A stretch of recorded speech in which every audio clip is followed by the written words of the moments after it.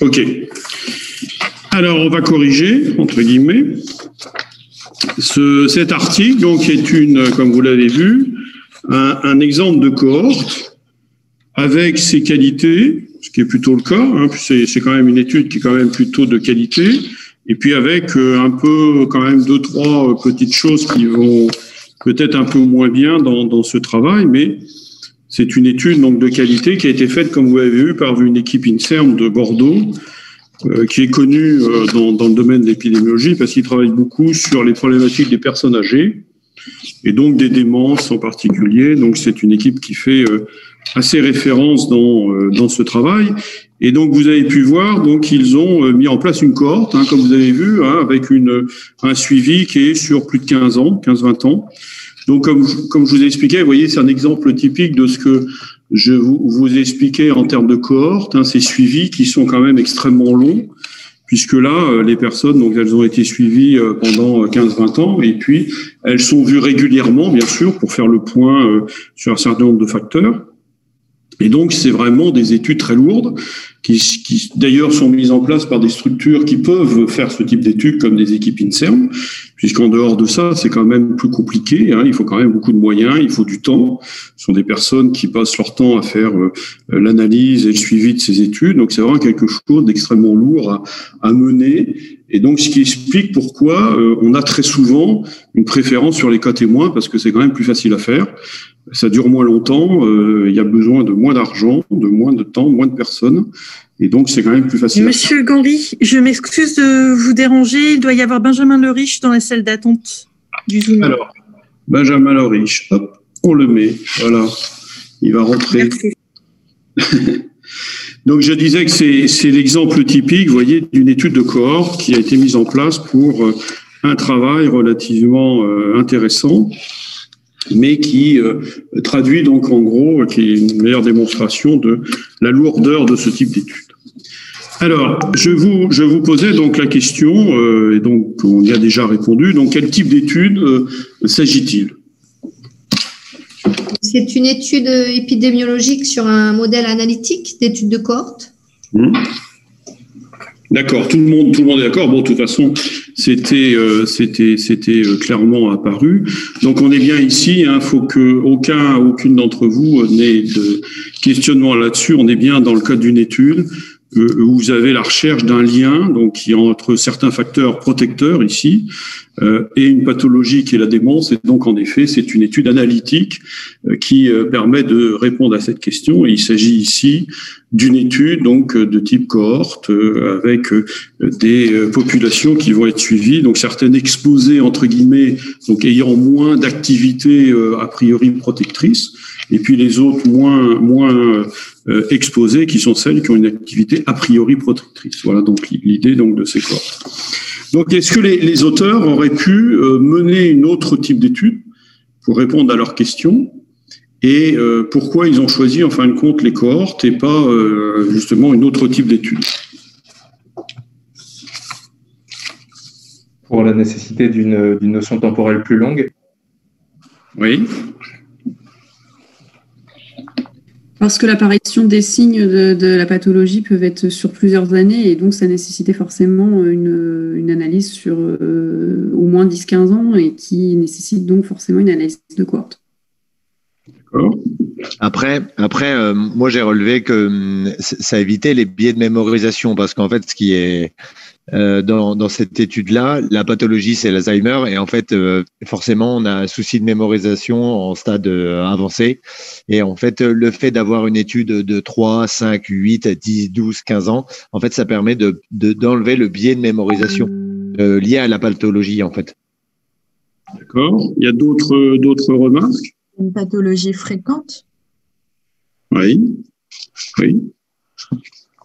Donc, qu'est-ce qu'ils auraient pu faire autrement comme autre type d'étude? Ils auraient pu faire une étude exposée, non exposée? C'est ce qu'ils ont fait, là. Donc, qu'est-ce qu'ils auraient pu faire comme autre type d'étude?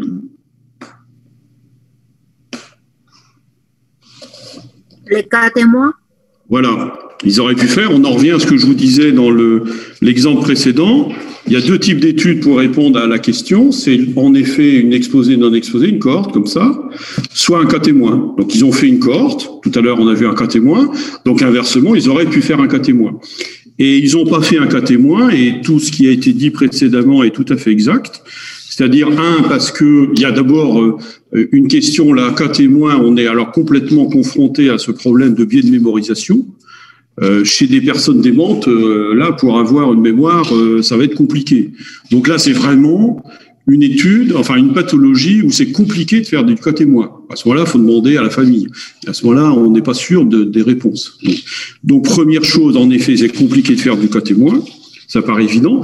Et puis, deuxièmement, parce que vous l'avez bien vu, il y a une volonté de savoir ce qui se passe après un certain délai. Donc, on est vraiment là dans l'intérêt de suivre ces populations pour voir ce qui va se passer quelques années après leur rentrée dans l'étude en termes d'apparition donc de démence par rapport à un constat de départ qui était une activité X ou Y et puis l'âge de départ à la retraite. Donc on est vraiment dans des doubles raisons là d'avoir choisi ce type d'étude, à la fois parce qu'il y a une nécessité dans les objectifs de suivre ces populations, et puis deuxièmement, concrètement, une difficulté de faire du cas témoin, parce que là, je ne sais pas ce qu'on aurait pu retenir, en effet, comme élément très, très percutant pour l'analyse. Donc, vous avez répondu, en effet, ce qu'il fallait.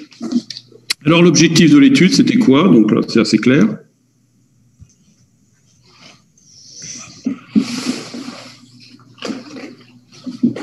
L'objectif principal, c'est d'étudier le vieillissement cérébral normal. C'était bien l'article sur CETIF, hein. Vous êtes sûr? C'est ce qui est écrit dans le texte. Non, en fait, l'objectif principal, c'est d'étudier à long terme l'incidence d'une activité physique et son arrêt sur l'apparition de la maladie d'Alzheimer. Oui. C'est la réponse, là, elle est, comme je vous l'ai dit, elle est toujours, ayez le réflexe de regarder toujours le dernier paragraphe de l'introduction. Et là, quand on regarde le dernier paragraphe de l'introduction, on a la réponse.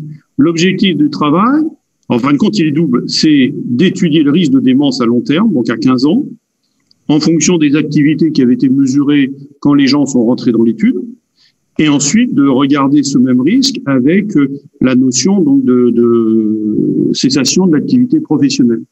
D'accord? Donc c'est ça les objectifs de l'étude, c'est de regarder s'il y a un lien entre guillemets entre l'activité professionnelle, enfin la cessation d'activité professionnelle et les activités entre guillemets intellectuelles, physiques, etc. et l'apparition de démence par la suite. D'accord? Donc, vous voyez, la réponse, elle était là. Il y a, comme je vous ai expliqué, des fois dans les articles, c'est pas toujours très clair. Ici, c'est extrêmement clair. Objectif de l'étude. D'où, entre guillemets, on revient à la question précédente, la nécessité de faire une cohorte, parce qu'ils peuvent pas faire du cas témoin, puisqu'ils veulent regarder ce qui se passe entre 10 et 15 ans après l'inclusion ou après la cessation de leur activité professionnelle. Donc, ils ne peuvent faire qu'une étude de suivi comme ça longitudinale, donc une cohorte exposée, non exposée dans cette population. D'accord? Donc, qui a répondu l'autre question? J'ai pas fait attention. En objectif, on aurait pu, on aurait pu mettre aussi de définir des axes de prévention. C'est ce qui est au début du texte, justement parce que c'est l'incidence en 2040, le nombre de cas devrait être multiplié par 2,5. Et donc, il y a un intérêt à justement limiter l'incidence en définissant des axes de prévention. Est-ce que, je suis d'accord avec vous, mais est-ce que l'objectif de l'étude, c'est pourquoi ils ont construit l'étude là qu'ils ont mis en place? L'objectif, c'est pour compléter une première étude. Quoi donc? C'est pour compléter une première étude. Oui, c'est pour compléter une première étude qui avait déjà été faite où là ils avaient moins de recul, ils avaient analysé avec un peu moins de recul. Donc là, ils ont complété, entre guillemets, avec un peu plus de suivi.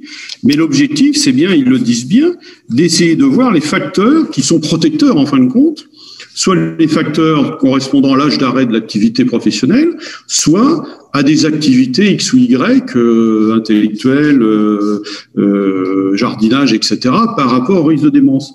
Or ça, ils ont construit leur travail, leur corps, pour répondre à ces questions. Après, ce qu'ils en feront de ces résultats, c'est un autre objectif qui sera de éventuellement mettre en place des actions de prévention. Mais ils n'ont pas construit l'étude dans le but de la prévention. Ils ont d'abord construit l'étude pour mettre en évidence des facteurs de protecteurs ou des facteurs de risque de démence. Après, dans un deuxième temps, oui, utiliser leurs résultats dans une démarche de prévention. Mais on ne construit pas une étude de ce type pour de la prévention. On la met d'abord et avant tout, comme je vous ai dit, ces études analytiques dont le seul but est de mettre en évidence des facteurs de risque, donc protecteurs ou au contraire délétères, par rapport à une pathologie.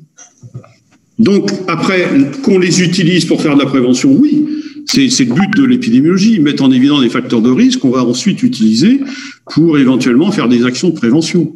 Mais l'étude en elle-même, c'est pas ça, c'est mettre en évidence ces facteurs protecteurs ou pas vis-à-vis de la démence. D'accord ? Ce que dit Hélène, c'est que l'activité, que ça permet de mettre un plan d'action de prévention peut-être plus adapté, c'est plutôt ici un intérêt de l'étude, l'intérêt de l'étude. Oui. Oui, ça peut être un justificatif de l'étude, qui est d'isoler ces facteurs de risque qu'on utilisera dans un deuxième temps pour faire de la prévention. Mais l'étude en elle-même, elle n'a qu'un objectif, ou que les objectifs simples, c'est facteurs de risque. Je répète à nouveau, les études analytiques, c'est mettre en évidence les facteurs de risque, c'est pas de faire de la prévention. Dans un premier temps, dans un deuxième temps peut-être, mais dans un premier temps, c'est isoler ou pas des facteurs de risque. D'accord ? Oui. Monsieur Ganry, je m'excuse, il y a encore du monde dans la salle d'attente. Il y a encore du monde dans la salle d'attente. C'est Nicolas Chapelle qui est dans la salle d'attente, c'est ça ? Hop, voilà. Alors, donc la question suivante, est-ce que l'étude vous paraît justifiée ? En gros, pourquoi ils ont fait ce travail ? Est-ce que ça valait la peine ou en gros, on savait tout ? Oui, c'est justifié. Oui. Compte tenu des données épidémiologiques qui sont données en introduction, ça semble pertinent de réaliser cette étude. Voilà. Oui, ça permet aussi d'étudier le vieillissement cérébral en observant si la pratique d'activité de loisirs interfère sur le développement de pathologies. C'est ça. Et surtout, alors ils vous expliquent plein de choses, ils vous disent en effet qu'il faut mieux le faire parce que c'est quand même un problème de santé publique, en gros. 2, on connaît quand même pas bien les facteurs de risque. Et 3, justement, si on peut en isoler, on pourra éventuellement faire de la prévention parce qu'au niveau thérapeutique, on n'a rien du tout. Donc, c'est complètement justifié de faire ce travail puisque ça peut, entre guillemets, amener des éclaircissements sur certains facteurs de risque de la maladie ou certains facteurs protecteurs. Et donc, dans un deuxième temps, on pourra faire de la prévention. Donc, en effet, l'étude, elle est pleinement justifiée. Là, on n'a pas d'état d'âme, parce qu'on est quand même très démunis par rapport à cette maladie, qui est quand même fréquente. Ils répondent bien. Et puis, d'autre part, je crois, si je ne me trompe pas, ils parlent aussi de choses qui ont été faites chez l'animal, où je confonds, où il y a des résultats aussi. Sur les rats. Sur des rats ou je sais pas quoi, là, voilà. Et puis enfin, il y avait le dernier argument qui a été donné tout à l'heure, à savoir qu'ils ont déjà fait un travail, mais ils avaient un recul qui était moins important. Et donc, c'est aussi cohérent et justifié, à partir du moment où ils peuvent encore suivre encore plus longtemps les personnes, de voir si ce qu'ils ont observé après 2-3 ans de recul, ils l'observent après 10 ans de recul, 15 ans de recul. Donc, vous voyez, il y a plein de justifications dans ce travail qui fait qu'on n'a pas d'état d'âme par rapport à l'intérêt potentiel de ce travail. Autant on avait des états d'âme par rapport à l'étude précédente, là, sur Sétif. On a dit que c'était intéressant, mais uniquement pour les gens de Sétif, tandis qu'ici, c'est une étude qui est potentiellement intéressante pour toutes les personnes qui travaillent sur la problématique de démence. Et Dieu sait qu'il y a beaucoup de personnes qui sont intéressées, à la fois en tant que malades et bien sûr en tant que soignants. Est-ce que l'échantillon de l'étude est représentatif ? Est-ce qu'on pourrait s'interroger, alors si je ne m'abuse, ils sont représentatifs de la population française, mais ils viennent surtout de populations du sud-ouest. Est-ce qu'on pourrait pas considérer un facteur de confusion par rapport à un régime alimentaire quelconque ? Du coup, ils sont tout simplement pas représentatifs de la population française puisqu'ils viennent absolument que de Gironde et que Dordogne. Et facteur ensoleillement aussi, il ne faut pas l'oublier. Et j'ai pas entendu la dernière intervention. Le facteur ensoleillement, ça veut dire que la dépression et puis l'exposition au soleil. Oui. Parce que la dépression, c'est le facteur majeur aussi, le trouble démentiel. Oui, et il y a un autre facteur qui est dit aussi dans le descriptif de cette population qui doit vous faire normalement tilt.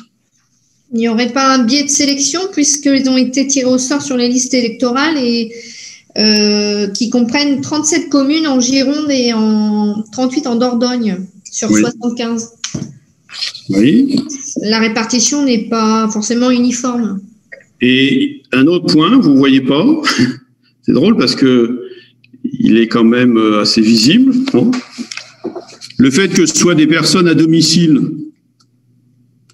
est-ce que ça veut dire qu'on est représentatif là, de toutes les personnes âgées? Non, ça exclut les personnes en EHPAD. Voilà. Donc ici, en effet, on est dans une population qui n'est pas représentative. Parce que vous l'avez dit, c'est des gens qui sont en Dordogne et dans la Gironde. Donc est-ce qu'on peut dire qu'ils sont représentatifs de la France? Non. Ils sont peut-être pas énormément éloignés, mais enfin, ils sont pas représentatifs de la France, ça c'est clair. Et deuxièmement, ils ne prennent que les personnes âgées à domicile. Donc toutes celles qui ne sont pas à domicile ne sont pas incluses dans l'étude. Et donc ça fait quand même pas mal de personnes âgées. Donc l'échantillon sur lequel ils ont travaillé n'est pas représentatif des personnes de plus de 65 ans, des personnes âgées de plus de 65 ans de la population française. Donc ça veut dire que les résultats qu'on va tirer de ce travail, forcément, il faudra les prendre un petit peu avec, non pas de méfiance, mais un peu de recul, en sachant que c'est pas obligatoirement ce qu'on aurait observé en étudiant d'autres populations dans d'autres régions françaises ou en ayant un échantillon de la population française. On aurait peut-être des choses un peu différentes pour plein de raisons, parce qu'en effet, Gironde, Dordogne, le mode de vie, etc., est bien sûr différent que les Hauts-de-France, par exemple, ou la Lorraine, ou d'autres régions. Donc, en effet, cette population n'est pas représentative. Vous êtes tous d'accord sur ce point? Oui. Oui. Oui. Okay. Oui. Quels sont les facteurs qui sont limitatifs de l'étude et que les auteurs soulignent bien dans la discussion? Ce qui est important, parce que normalement, dans une étude, on souligne quand même les éléments potentiellement négatifs ou limitatifs d'une étude. Et là, les auteurs en ont quand même souligné pas mal. Donc, est-ce que vous avez les facteurs qui vous semblent importants dans ce travail qui peuvent limiter, entre guillemets, son intérêt? La démence. Oui. Ils excluent les maladies déjà présentes. Oui. Comme Parkinson ou une autre, je ne sais plus laquelle. Oui. Dashinsky, le score Dashinsky. Alors, est-ce qu'il y a d'autres éléments qui vous semblent, dans ce qui a été recueilli, qui vous paraissent peut-être par rapport aux résultats? Le contenu des programmes télévisés comme des lectures, si ce sont des choses intellectuelles ou pas. Oui. Le manque de précision sur justement le recueil des activités physiques, des activités tout court. Voilà. En fin de compte, on a, et ils le disent clairement, tous ces éléments qui sont les éléments centraux de leur travail, qui est d'essayer de regarder si ces facteurs sont protecteurs ou pas, qui sont en effet les activités physiques, la lecture, etc. Ils n'ont pas bien détaillé, il n'y a pas vraiment de détails, probablement parce que ça n'a pas été mesuré, sur la durée, sur la répétition. On ne sait pas, par exemple, il y a une différence, par exemple, entre lire peut-être le journal 1 heure dans la semaine, et puis le lire 1 heure tous les jours, ou lire un bouquin toute la journée, ou lire 1 fois par mois. Alors ça, on n'a pas le détail. L'activité physique, on ne sait pas non plus quelle est l'importance. Donc, ces éléments qui sont des éléments importants pour savoir s'ils sont protecteurs ou pas, en fin de compte, ils sont pas mesurés de façon très précise. Donc, c'est quand même un élément qui est important. Il y a un autre élément, là aussi, toujours dans ce même point, il y a 2 autres éléments qui ont été soulignés, qui sont importants par les auteurs. Je ne sais pas si vous les avez vus. Ils parlent de la notion financière. Alors ça, c'est un élément, ça c'est vraiment un biais de confusion. Parce que si on réfléchit par exemple sur les voyages, si vous dites que quelqu'un qui voyage pas, entre guillemets, vous en déduisez que s'il voyage pas, c'est pour ça qu'il est dément, alors que c'est peut-être tout simplement parce qu'il n'a pas les moyens de se payer des voyages, c'est pas la même chose, vous voyez. Donc ça, là aussi, on n'a pas cette notion-là. Et donc ça gêne dans la lecture d'une activité qui peut être liée à des moyens financiers.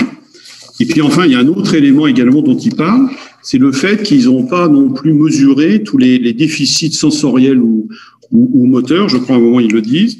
Et donc là aussi, on peut imaginer quelqu'un, par exemple, qui ne lit pas, c'est pas parce qu'il est dément, mais c'est parce qu'il voit moins bien. Ou quelqu'un qui ne regarde pas la télé, c'est pas parce qu'il est dément, donc c'est un facteur de risque de démence ou prédateur, c'est simplement parce qu'il est sourd et qu'il n'entend pas bien la télé ou la radio. Vous voyez? Donc ce sont des éléments de confusion qui sont extrêmement importants, puisque quand on va mesurer la notion, voilà, est-ce que vous faites des voyages? Ben, j'en fais pas parce que j'ai pas d'argent, ben, c'est un biais de confusion. Vous voyez? Monsieur Ganry, oui. Par contre, vous revenez sur les problèmes, par exemple, de vue ou sourds, etc. Mais oui. Dans l'article, en fait, ils notent comme quoi ils avaient enlevé certains biais pour ne pas avoir de biais de sélection. Ils avaient enlevé les personnes qui étaient grabataires, donc qui avaient moins d'activité, enfin, qui ne pouvaient pas forcément faire d'activité physique. Les personnes qui avaient un problème de vue, d'audition, pour justement éviter le biais de sélection et de ne pas avoir les biais sur lesquels vous êtes en train de parler. Alors moi, alors vous allez me dire ça parce que moi j'ai noté en effet grabataire, ça c'est clair. Donc ça c'est. Il parle de déficit majeur, pas le petit déficit que tout le monde peut avoir. Voilà. Et on parle vraiment de gens aveugles et de gens sourds, pas des gens qui voient flou et des gens qui attendent pas trop bien.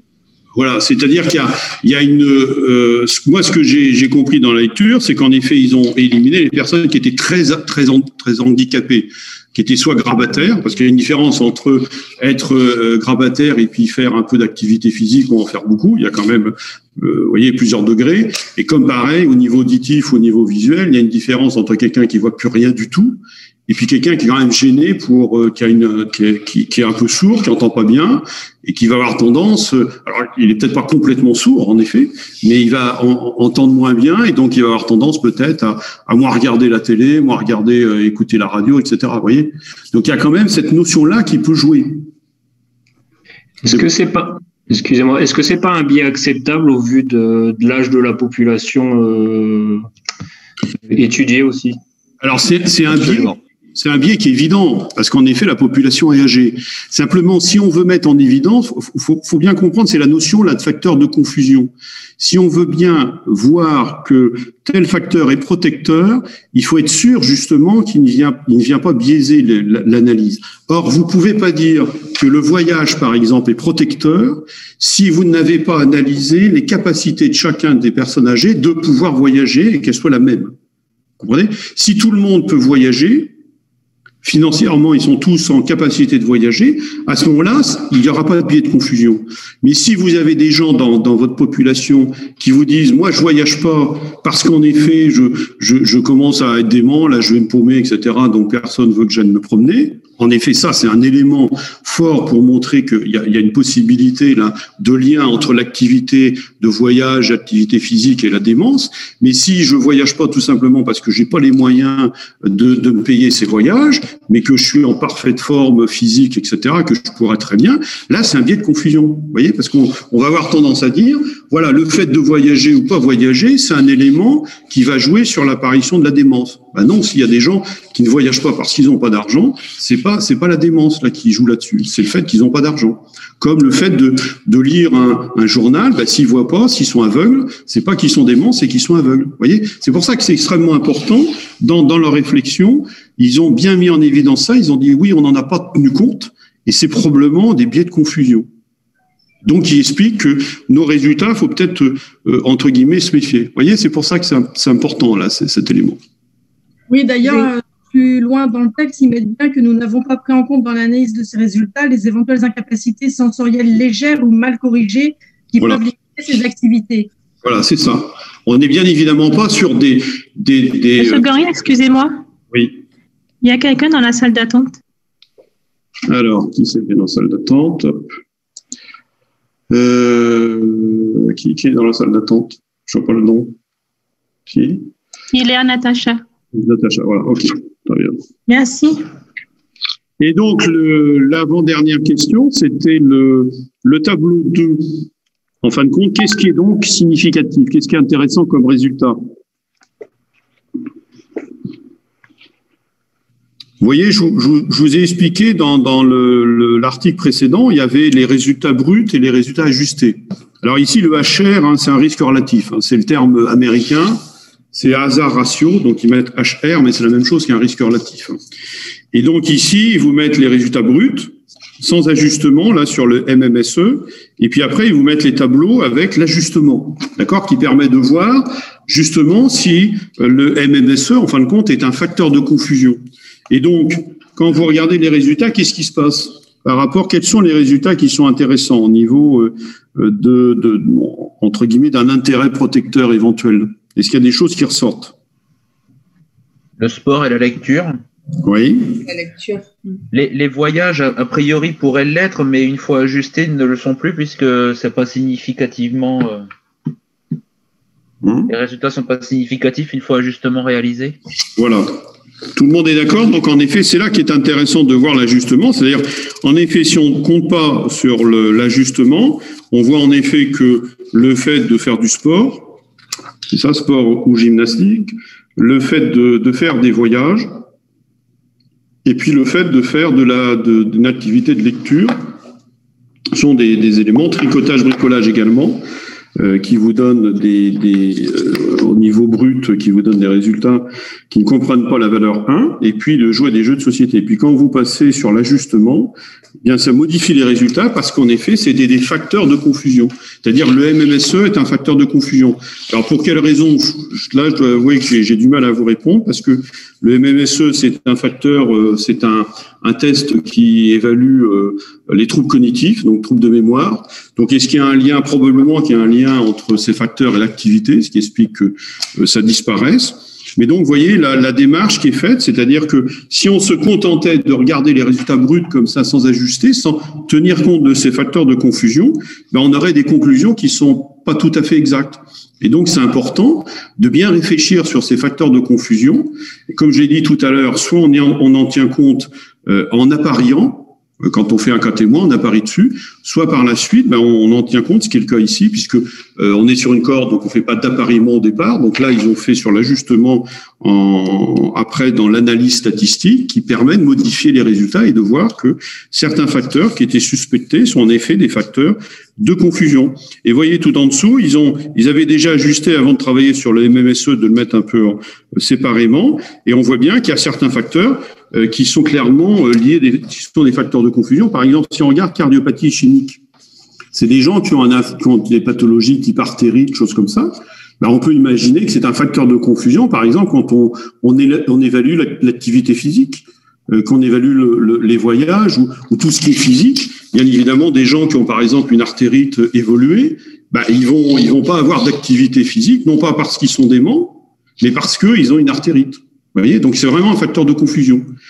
Voilà donc l'exemple de tous ces facteurs qui sont des facteurs qui ont une répercussion sur ces activités, qui font que si on les regarde de façon brute, on dit bah en fin de compte non, c'est ces activités-là, etc. Mais non, c'est parce que ce sont des patients qui sont porteurs de tel type de pathologie ou tel type de handicap qui les empêchent d'avoir ces activités. Donc c'est pas la démence qui les empêche d'avoir ces activités, c'est parce qu'ils ont d'autres pathologies qui viennent interférer et qui les empêchent d'avoir ces activités, ou ils ont des handicaps qui les empêchent d'avoir ces activités. Donc vous voyez, c'est pour ça que là, dans ce travail, c'est très important, là, toutes ces analyses de facteurs de confusion, parce qu'ils ont pu, entre guillemets, en tenir compte et donc mettre bien en évidence qu'en fin de compte, il ressortait 2-3 facteurs, a priori, plutôt protecteurs, mais pas l'ensemble, puisqu'il y avait ces facteurs qui venaient un petit peu perturber tout ça.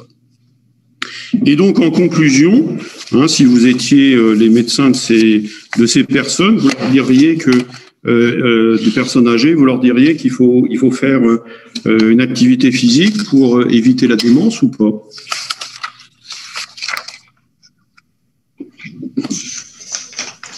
Plutôt oui.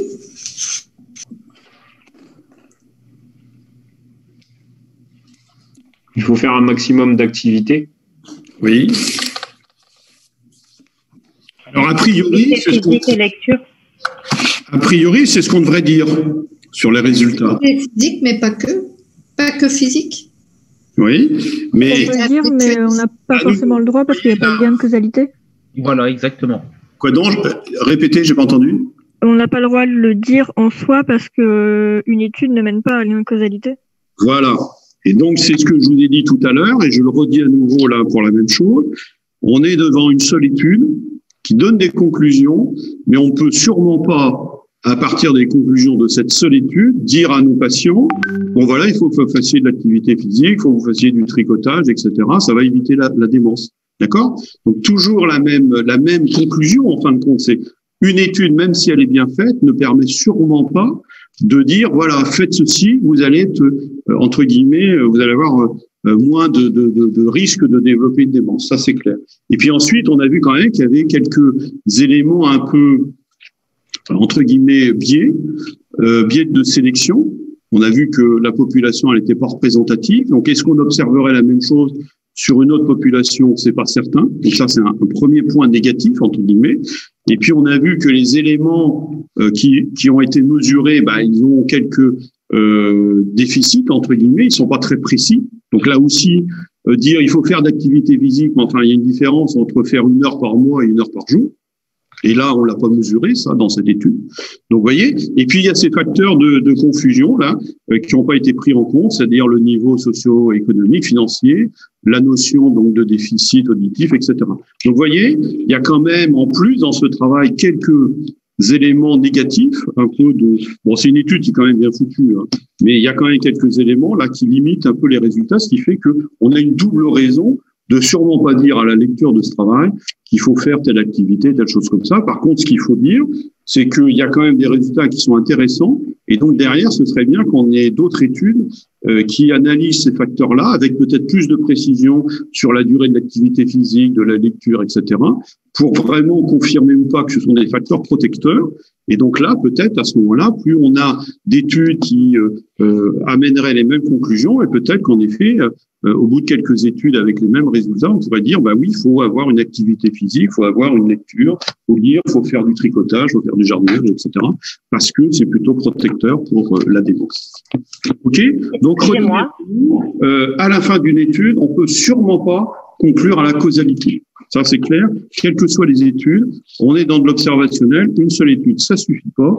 Il en faut plusieurs, avec les mêmes conclusions, plus d'autres éléments que je vous ai définis, qui sont ces facteurs de causalité pour pouvoir amener cette conclusion. OK? Dans la conclusion, il parle d'autres études qui ont été effectuées. Oui, mais... En Italie, en Suède. Oui. Donc ça va dans le même sens, c'est-à-dire que en gros ça veut dire qu'on est quand même là sur une problématique où il y a quand même d'autres études qui ont été faites qui amènent un peu les mêmes conclusions, et donc peut-être que dans quelques temps on va pouvoir à la fin en reprenant toutes ces études dire oui, il faut faire ci, il faut faire ça c'est préventif. Mais à la fin de ce travail, vous pouvez sûrement pas dire, au vu de ces résultats, sûrement pas dire c'est-à-dire vous passez de l'étude à la clinique en disant là aux patients, aux personnes de 60 ans, 65 ans, il faut que vous fassiez ça parce que ça a été montré dans ce travail. C'est pas possible. C'est encore trop tôt, entre guillemets. D'accord? Y a-t-il des questions? Alors oui, moi j'aurais juste eu besoin d'une petite reprécision sur la différence entre le risque relatif et l'odd ratio. C'est la même chose, simplement le risque relatif, c'est l'indicateur de risque qui est mesuré dans les études de cohorte exposées et non exposées, qui est un rapport d'incidence. L'incidence chez les exposés sur l'incidence chez les non exposés, c'est le risque relatif. Et l'odd ratio, c'est l'indicateur de risque qu'on va calculer dans les études cas témoins. D'accord? Donc c'est différent, simplement elles sont vues de la même façon, le résultat est vu de la même façon. Simplement un odd ratio, c'est un cas témoin, un risque relatif, c'est une étude de cohorte. D'accord, merci beaucoup. Voilà.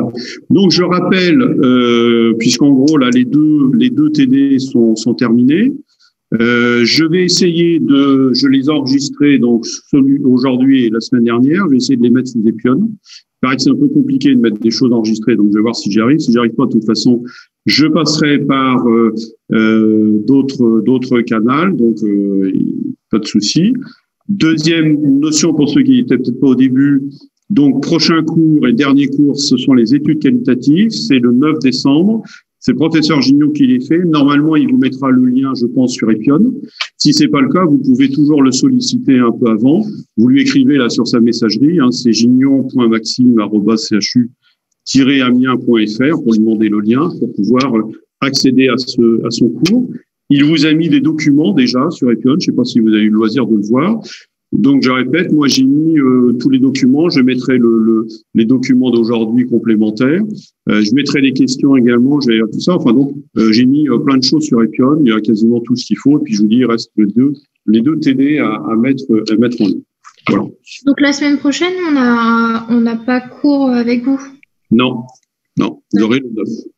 Voilà. Et ça sera le dernier cours. Pour moi, j'ai terminé. Hein, on a vu les trois grands chapitres descriptifs, cas témoins, cohorte. On a fait 2 TD et vous aurez les études qualitatives. Voilà. D'accord. C'est bon? Tout est clair? Ok. Bien. Je mis par ailleurs le lien pour la signature comme la semaine dernière. Là, ok, qui est là. C'est Julie Flocteb, c'est ça qui m'a envoyé ça? Oui, c'est ça. D'accord.